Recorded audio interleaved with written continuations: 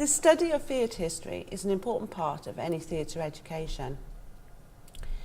In the next few lessons, I'm going to be working with my students on their essay writing. They have previously written an essay on theatre history, the history of pantomime. These essays are of poor quality. And so what I'm going to do is use Mazzano's teaching strategy, similarities and differences, to improve my students' work.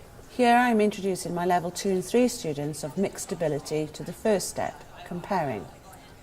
It is important that students are well prepared in comparing before moving to the other 3 steps. The students are introduced to the similarities and differences comparison matrix. They sit in 2 rows facing a partner and share their prior knowledge, creating a list of facts about Greek theatre.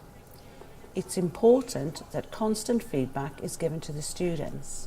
So, move please, move down one. After a few minutes, the students on one side move to the next person and begin to share their list with a new partner, adding any new information that is on their list.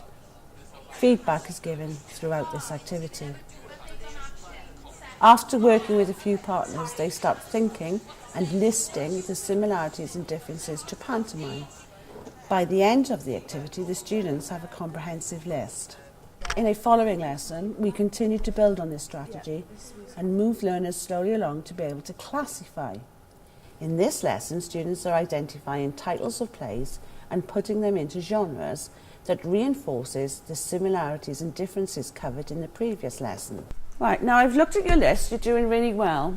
What I want you to do now is look at the list again and identify similarities and differences between the genres.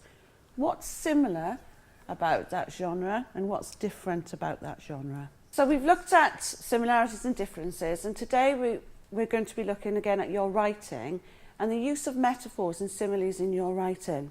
In a following lesson, they move on to identifying metaphors and similes.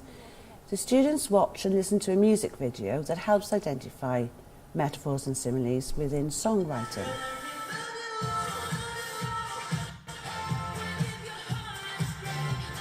What I want you to do now is go back into your groups and think of some songs and give me some examples where some of your favourite songs are using similes or metaphors. And then students are then placed into groups and asked to think of songs that they listen to in order to feed back to the group the metaphors and similes that they have identified.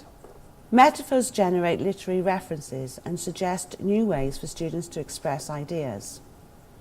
The students are grouped into 4s and together look at previously written work to focus on improving it by referring to their lists, adding in metaphors and similes. These strategies can create deeper learning and higher achievement, create better recall, develop high-order reasoning skills, and are more enjoyed by students because it fosters active, constructive student participation. I was going to say, we gain knowledge from each other's answers. Okay, and Abigail? Like, if I researched on the internet and just read it, it'd probably be out of my mind like that. But because we worked in a group and we were talking and interacting, it's stuck in there now. Abby was saying it's sort of working on like the basic key skills of working within a team. I think that's what sort of gets things to nailing harder. I learn things a lot better when we're doing it. Definitely. Is that a general consensus? Yeah. Yeah.